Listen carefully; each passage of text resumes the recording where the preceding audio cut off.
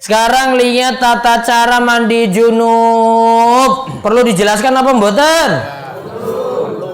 Ini biar tahu cara mandi junub yang benar gimana. Baca. Rukun mandi disebutkan dalam ayat wa in kuntum junuban fattahharu. Dan jika kamu junub maka mandilah. Jika kamu junub maka mandilah. Berarti suruh mandi, guyurkan air ke seluruh badan. Maka siapa yang mau paling mandi paling gampang, cukup ambil air terus guyur-guyur. Sudah, semuanya sudah kena air, sudah sah.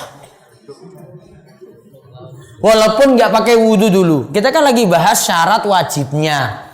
Rukun mandi. Berarti yang masuk wajib.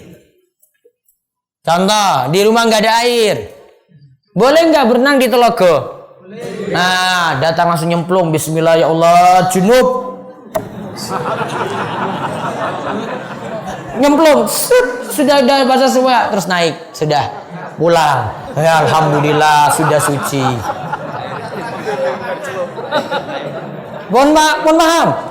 Syaratnya apa tadi? Mengguyurkan air, meratakan air ke seluruh tubuh. Tadi kan wis rata toh?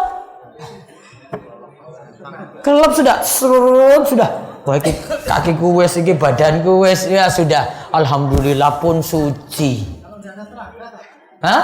Laut, gesing. Mengidul. Langsung nyemplung, Bismillah, langsung terus.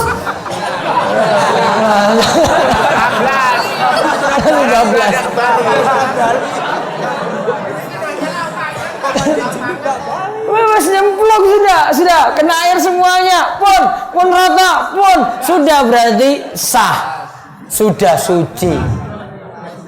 Gampang toh? Gampang.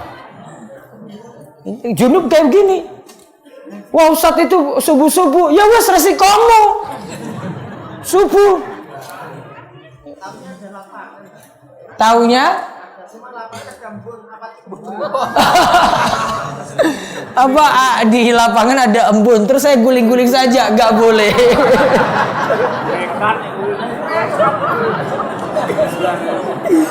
Apa ya, pikirannya terlalu canggih itu. Saya dari tadi nggak sampai pikiran itu ya. Luar biasa pikirannya itu, ya Allah. Kalau di kampus wis jadi profesor itu. Profesor pengilan. Terus tata cara mandi. Sekarang tadi gampang ya. Itu tadi cuma penuhi apa coba? Penuhi rukun. Apa rukunnya tadi? Cuma ratakan air ke seluruh badan. Nah, sekarang kita lihat cara mandi dari Nabi yang lengkap. Baca. Tata cara mandi yang lebih lengkap, terpenuhi rukun dan sunnah mandi diterangkan dalam dua hadis berikut. Dalil pertama dari Aisyah radhiyallahu anha, istri Nabi sallallahu alaihi wasallam, bahwa jika Nabi sallallahu alaihi wasallam mandi junub, beliau memulainya dengan mencuci kedua telapak tangannya. Kemudian beliau berwudu sebagaimana wudu untuk sholat. Lalu beliau memasukkan jari-jarinya ke dalam air, lalu menggosokkannya ke kulit kepalanya. Kemudian menyiramkan air ke atas kepalanya dengan cidukan kedua telapak tangannya sebanyak 3 kali. Kemudian beliau mengalirkan air ke seluruh kulitnya. Nah, lihat, kalau saking hadis Aisyah, wudu dulu. Sebelum wudu apa tadi? Cuci kedua telapak tangan. Siapa tahu kotor ini tangan. Setelah itu apa? Wudu. Setelah wudu, guyurkan air dari mana? Kepala. Terus guyurkan nanti ke bawah-bawah sampai seluruh badan, sampai kaki. Berarti diawali dengan apa? Wudu. Terus dalil kedua. Dari Ibnu Abbas radhiyallahu anhuma, ia berkata bahwa Maimunah radhiyallahu anha mengatakan. Nah, Ibnu Abbas dengan Maimunah itu bibinya Ibnu Abbas. Maimunah istrinya Kanjeng Nabi. Dengan Ibnu Abbas, Maimunah dengan ibunya Ibnu Abbas itu kakak adik. Berarti apa? Ya, bahasa Jawanya apa? Bude. Ya, itu dipanggil Ibnu Abbas itu berarti masih mahram. Sehingga kalau dia mau belajar, Ibnu Abbas mau belajar, maka datangi saja budenya langsung. Sudah dapat ilmu karena dengan mahramnya dan budenya ini istrinya Kanjeng Nabi. Terus Aku pernah menyediakan air mandi untuk Rasulullah Shallallahu Alaihi nah, Wasallam. disediakan oleh Maimunah. Terus Lalu beliau menuangkan air pada dua tangannya dan mencuci keduanya dua kali atau 3 kali. Lalu dengan tangan kanannya beliau menuangkan air pada telapak tangan kirinya. Kemudian beliau mencuci kemaluannya. Setelah itu beliau menggosokkan tangannya ke tanah. Kemudian beliau berkumur-kumur dan memasukkan air ke dalam hidung. Lalu beliau membasuh muka dan kedua tangannya. Kemudian beliau membasuh kepalanya 3 kali dan mengguyur seluruh badannya. Setelah itu beliau bergeser dari posisi semula lalu mencuci kedua telapak kakinya di tempat yang berbeda. nah lihat, kalau ini yang Maimunah ini berbeda dikit. Tadi di awal cuci kemaluan, terus setelah itu berwudu. Berwudunya namun lihat, sampai nanti di kepala membasuhnya 3 kali. Ini nanti ya, dia wudu seperti biasa. Namun ketika sampai di kepala, langsung kepalanya diguyur 3 kali. Alias wudu langsung nyambung mandi. Lalu badannya disiram lagi. Setelah itu pindah tempat, baru cuci kaki. Tahu bedanya? Kalau tadi di hadis Aisyah itu wudu dulu sempurna sampai kaki ya toh. Setelah itu mandi. Kalau hadis Maimunah cuci kemaluan terus wudunya sampai mana tadi? Kepala. Ketika di kepala ambil air siram 3 kali. Setelah itu badannya disiram seluruhnya sampai kaki, pindah tempat untuk cuci kaki.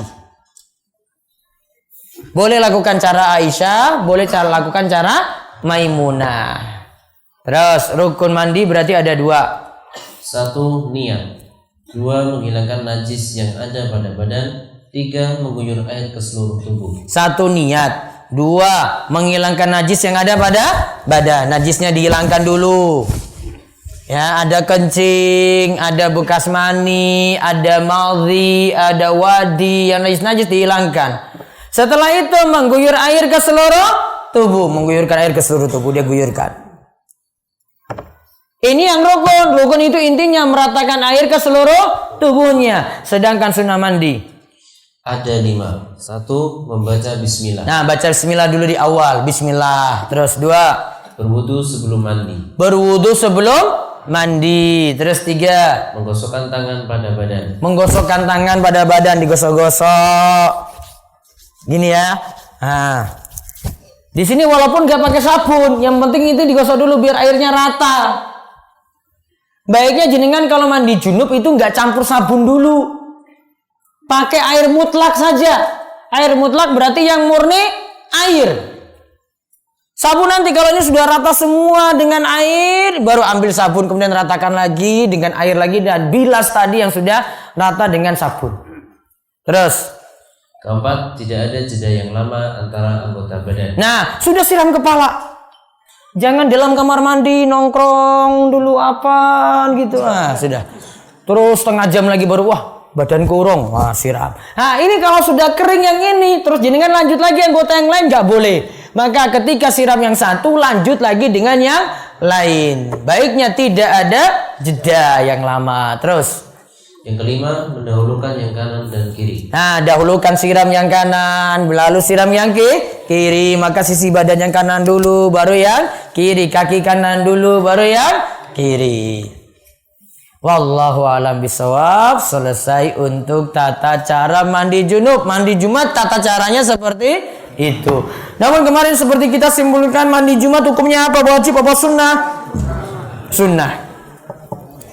Maka kalau dia tidak sempat, maka cukup apa? Berwudu. Bagaimana jika kasusnya bapak saya ikut iuran 7 orang untuk kurban sapi, tapi uang dari bapak saya juga berasal dari anaknya alias anaknya memberi uang untuk bapaknya, dan uang itu untuk iuran 7 orang kurban. Anak dengan bapak itu satu rumah atau bukan? Kalau satu rumah masih boleh, di sini berarti satu keluarga. Namun baiknya yang saya sarankan, urunan 1 itu dari 1 orang yang punya uang. Baiknya nggak patungan dengan keluarga yang lain, itu lebih aman untuk masalah ini. Apakah orang yang datang untuk sholat Jumat ketika khotib naik mimbar sholatnya sah atau tidak? Sah. Jika ada masjid lain biasanya belum khutbah, sebaiknya di masjid yang terdekat yang sudah khutbah atau ke masjid lain agak jauh yang belum berkhutbah. Kerjakan sholat Jumat di masjid yang paling dekat.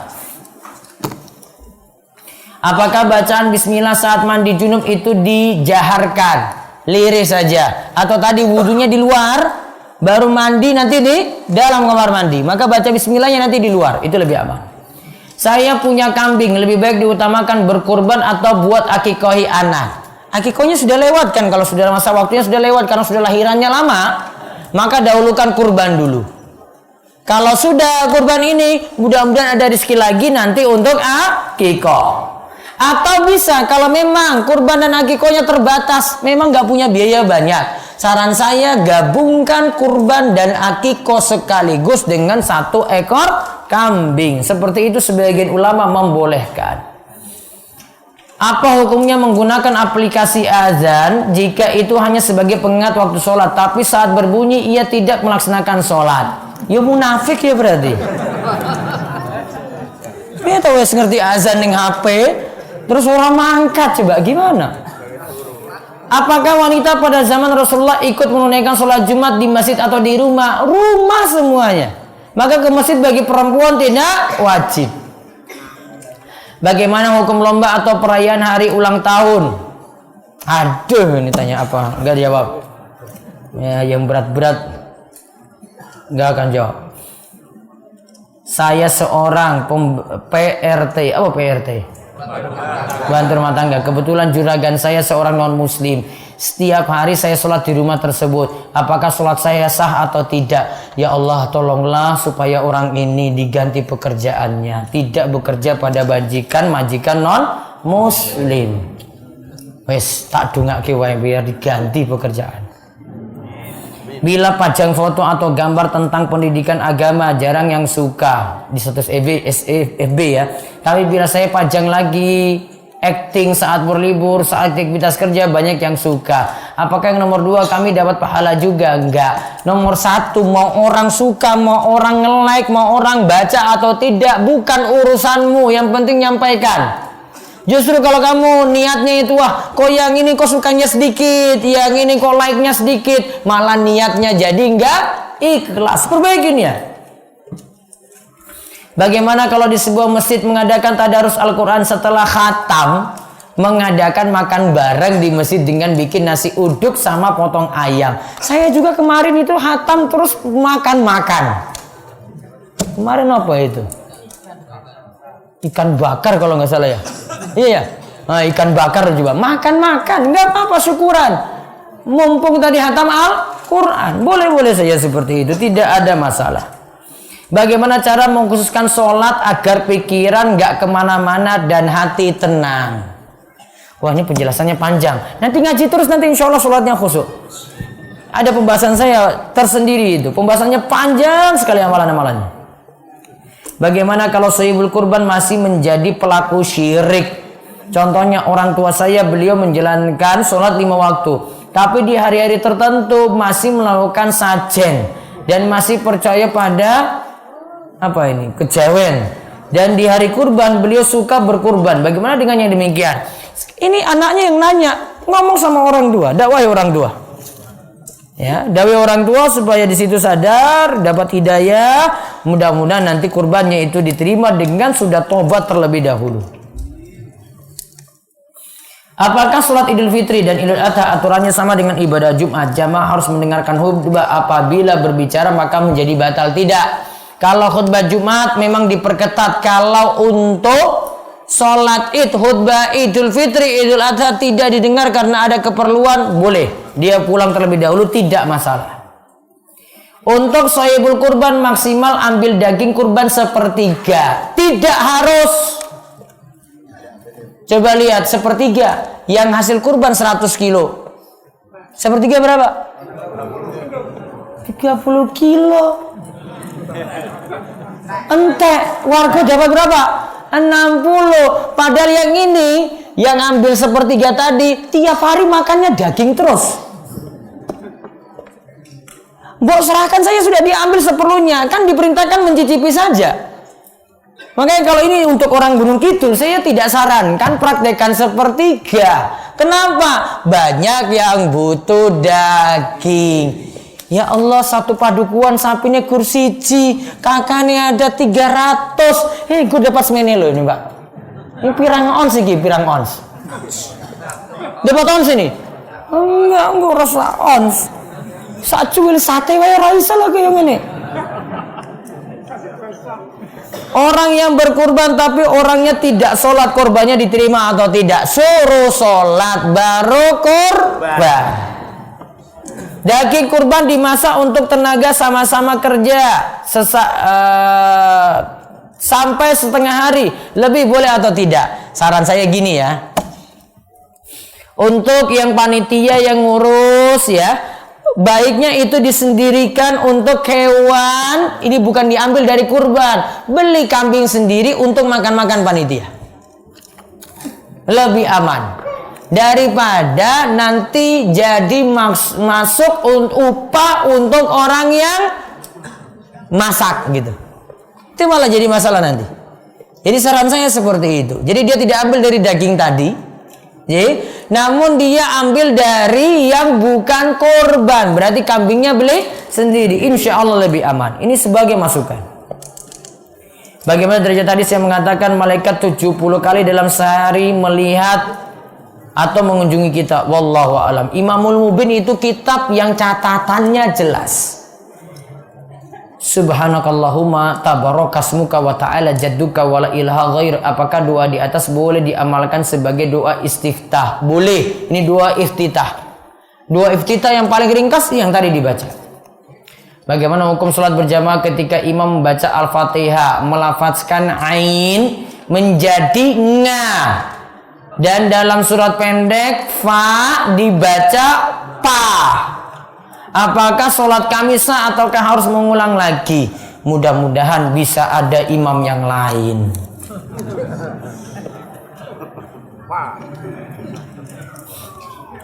Bagaimana hukum terlibat dalam pembuatan jaminan, dalam pembuatan aplikasi jaminan perkreditan yang di dalamnya terdapat imbalan jasa penjaminan?